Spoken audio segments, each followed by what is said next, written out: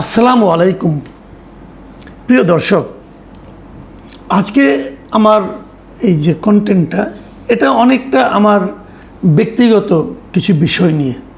ব্যক্তিগত বিষয় মানে এর সঙ্গে একটা বড় পেশাজীবী সংগঠন জড়িত আছে এবং একটা বড় পেশাজীবী সংগঠন মানে চিকিৎসক সংগঠন যারা আছেন, যারা চিকিৎসক আছেন দেশে, ডাক্তার বলি আমি যাদেরকে, ওনারা কিভাবে আমার সঙ্গে একটা বিরোধে জড়িয়ে পড়েছেন অথবা কিভাবে একটা বিরোধের সৃষ্টি আমার কারণে হয়েছে সেটা নিয়ে আমার কি বক্তব্য এবং ডাক্তার সাহেবরা আমার কাছে কি চাচ্ছেন, কিভাবে চাচ্ছেন এবং ওনারা কি করছেন এখন আমাকে নিয়ে মানববন্ধন করছেন, আমাকে নিয়ে গালাগালি করছেন, আমাকে অশ্লীল ভাষায় আক্রমণ করছেন, নানা কিছু তারা করছেন।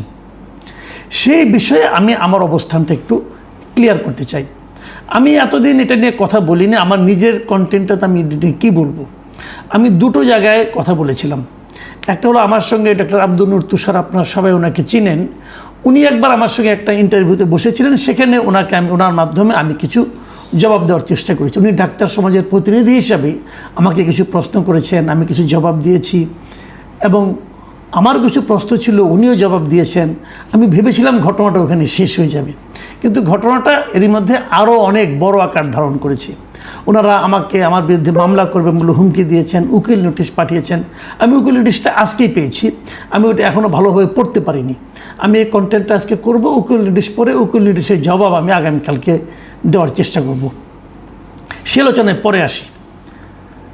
প্রথমে বলে নেই আমি কি বলেছিলাম, কোথায় বলেছিলাম।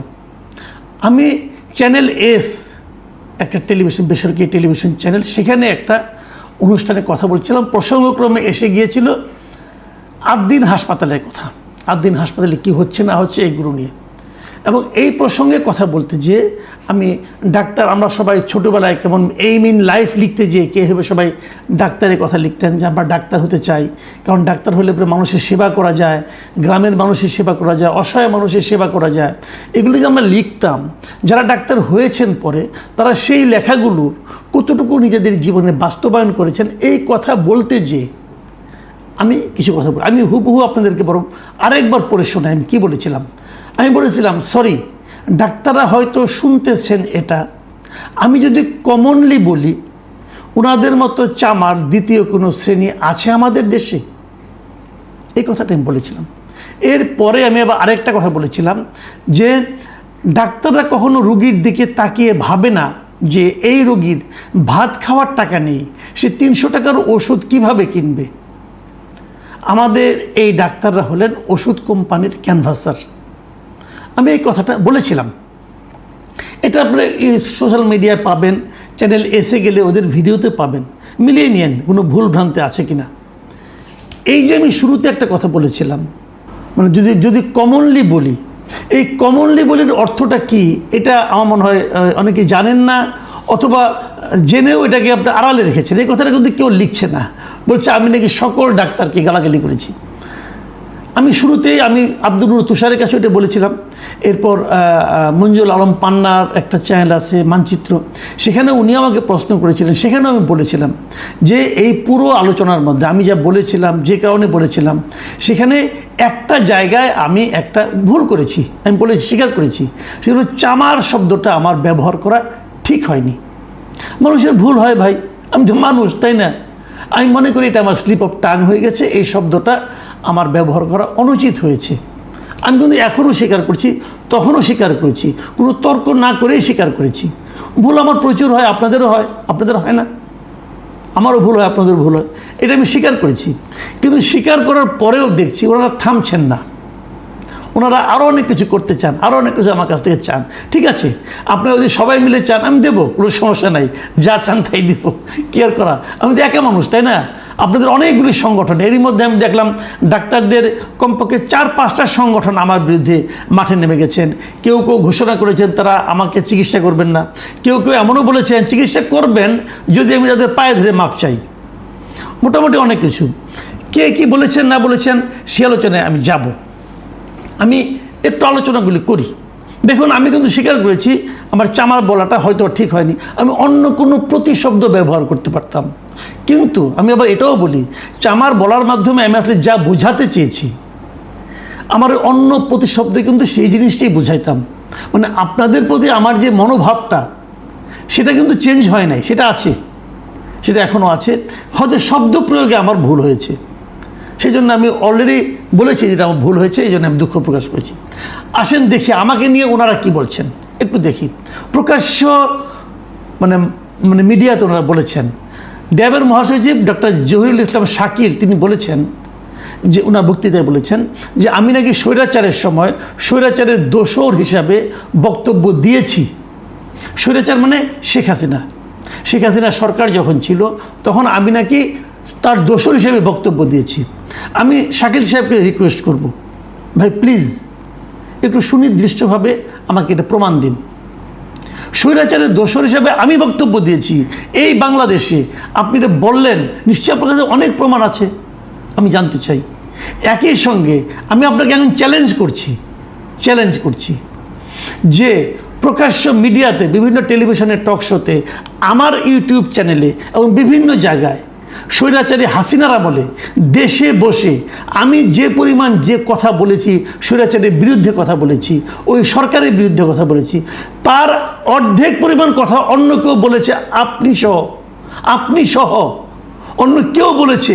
যদি তার প্রমাণ হাজির করতে পারেন তাহলে আমি আর কিছু বলবো না। আমি কি বলেছি না বলেছি ওই সময়ের ইউটিউব ঘাটলে পাবেন। এই চ্যালেঞ্জটা ওপেন থাকলো। আপনি বলেছেন আমি নাকি বিভিন্ন সময় উস্কানিমূলক বক্তব্য দিয়েছি, পার্শ্ববর্তী দেশের উস্কানিতে দালালির কাজ করছি। ভাই প্লিজ প্রমাণ করেন। দেখেন, এই যে আপনি আমাকে দালাল বললেন, স্বৈরাচারের দোসর বলছেন কিন্তু আপনি, আর আমি কিন্তু সবাইকে বলিনি, আমি কমনলি বলেছি। কমনলি বলার অর্থ কি সেটা আপনাকে বুঝি। ধরা যাক একটা বড় একটা আম বাগান আছে, আম বাগানে 500 গাছ, তার মধ্যে 10টা আছে কাঁঠাল গাছ। এইটাকে দূরের থেকে আপনি কি বলবেন? আম বাগান বলবেন, নাকি আম কাঁঠালের বাগান বলবেন, নাকি কাঁঠাল বাগান বলবেন? এই যে আমি রেশিওটা বলেছি, আপনি বলবেন কি কমনলি এটা একটা আম বাগান। আমি তাই বলেছি ভাই। এখন আপনি বলবেন কমনলি আপনি কি কেন বলবেন? আপনি 2জন লোককে কেন বলবেন? হ্যাঁ, আমার একজন লোককেও বলা উচিত না আমার, আমি মানতে রাজি আছি। কিন্তু আমি কি বলবো? অমানবিক বলতে পারি, কোনো সমস্যা নাই, তারা অমানবিক আচরণ করেন। আমি যদি এই কথাটা বলি যে সমস্ত ডাক্তাররা রোগীর টেস্ট দিয়ে সেই টেস্ট থেকে ল্যাবরেটরির কাছ থেকে কমিশন নেন, আমি তাদেরকে লক্ষ্য করে এই কথাটা বলেছি। তাহলে তার আপনার দুঃখ নাই কেন? আপনি তো নেন না, নাকি নেন? যদি না নেন আপনার গায়ে লাগবে না, যদি নেন তাহলে লাগবে। আমি যদি বলি যে সমস্ত ডাক্তাররা রোগীর টেস্ট দিয়ে টেস্টের থেকে কমিশন নেন, তারা ওই গোত্রের লোক। আপনি বলেন চামার তো পরিশ্রম করে খায়, যারা কমিশন খায় তারা কি পরিশ্রম করে খায়? তারা মানুষের কাছ থেকে প্রতারণা করে খায়। আমি সেই প্রতারকদের কথা বলেছি। যদি আপনি প্রতারক না হন আপনার গায়ে লাগবে না, যদি আপনি প্রতারক হন গায়ে লাগবে, সহ্য করতে হবে। কিন্তু আমাকে যে বললেন যে আমি স্বৈরাচারের দোসর, আমাকে যে বললেন আমি অন্য দেশের দালালি করছি, ভাই আপনি প্রমাণ করেন না। আমি তো প্রমাণ করতে চাই, করতে বলি। দেখুন, আপনি বলেছেন আমি নাকি ডাক্তারদের জনগণের মুখোমুখি করে দিয়েছি উস্কানিমূলক বক্তব্যের মাধ্যমে। আমি কিচ্ছু বলবো না ভাই। ডাক্তার জনগণ মুখোমুখি কিনা এটা আমার এই অনুষ্ঠানটা তো প্রচার হয়েছে মাত্র 1 সপ্তাহ হয়েছে। এর আগে ডাক্তার এবং রোগীদের তারা মুখোমুখি ছিল না। তারা কি বলে, সাধারণ মানুষ আপনাদের সম্বন্ধে কি ভাবে, আপনারা কাজ করেন। আপনার বক্তব্য এবং আপনাদের আরও অনেক ডাক্তার সংগঠনের বক্তব্য ফেসবুকে, সোশ্যাল মিডিয়ায় আছে, আপনারা দিয়েছেন। আমি কিন্তু কোথাও কিছু বলিনি, আমি কোথাও কোনো মন্তব্য করিনি। এই প্রত্যেকটা কন্টেন্ট যেগুলো ফেসবুকে আছে, এই কন্টেন্টের কমেন্ট সেকশনে যান, দয়া করে প্লিজ একবার যান। কোনো কমেন্ট সেকশনে 4000 5000 পর্যন্ত কমেন্ট পড়েছে। আমি সবগুলো কমেন্ট কিন্তু কপি করে রেখে দিয়েছি, স্ক্রিনশট নিয়ে রেখেছি আমি সবগুলোতেই। আপনাদের পেজ কিন্তু আপনাদেরকে নিয়ে কি বিভিন্ন টেলিভিশন পেজ করেছে আপনাদের ভিডিও দিয়ে, তার নিচে কমেন্টগুলো একটু পড়ে দেখেন।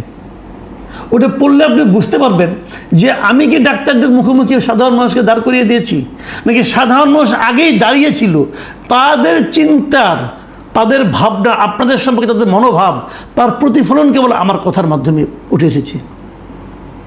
এই কথা থেকে আপনাদের উচিত, আমি প্রত্যাশা করেছিলাম আপনাদের মধ্যে একটা আত্ম উপলব্ধি হবে, আপনারা নিজেদের মধ্যে একটা আত্মসমালোচনা করবেন যে জনগণ কেন আমাদের সম্পর্কে এরকম ভাবছে। তা না করে আপনারা জোর করে আমাকে দিয়ে ক্ষমা চাওয়ানোর চেষ্টা করছেন। দেখেন, আপনারা সবাই মিলে যে আপনাদের জোরে যদি ভয় নাও পাই, এতগুলি লোক চাচ্ছেন, আমি হয়তো ক্ষমা আমার কোনো সমস্যা নেই রে ভাই, আমি একা মানুষ, আমার কোনো প্রবলেম নেই, ক্ষমা চাইতে পারি, কিন্তু তাতে কি আপনাদের সম্মান বৃদ্ধি হবে? একবার ভাবেন তো, তখন লোকে বলবে যে এরা তো মানুষকে জোর করিয়ে যা সত্য নয় তাও লোকজনকে বলানোর চেষ্টা করে। আর আপনারা যদি হুমকি দেন মাসুদকে বলে ট্রিটমেন্ট করবো না, তো কী করবো বলেন? আমি তো মানুষ, আমার তো আলটিমেটলি আপনার কাছে যেতে হবে। তো এটা কোনো কথা না। আপনার গাইড জুড়ে আমাকে তো অনেক কিছু করাতে পারবেন, কিন্তু তাতে কিন্তু আপনাদের কোনো লাভ হবে না ভাই। জনগণ কিন্তু আপনার সম্পর্কে আরও একটা অ্যাডজেক্টিভ যোগ করবে। দেখেন কী কী বলা হয়েছে আমাকে নিয়ে, আমি একটা সিম্পল একটু উদাহরণ দিই। কেউ কেউ বলেছে, আমার নাম দিয়েছে জুতা কামাল, একজন ডাক্তার সাহেব দেখলাম, উনি যখন ইয়াং ডাক্তার ছিলেন, যখন আমি ইয়াং সাংবাদিক ছিলাম, ওনার নানা প্রসঙ্গ নিয়ে আমার সঙ্গে যোগাযোগ উনি করতেন, যাইতেন, কথা বলতাম ওনার সঙ্গে। আমি ওনার বাবার একটা সমস্যা নিয়ে একবার কথা বলেছিলাম, উনি লিখেছেন আমি নাকি জুতা কামাল।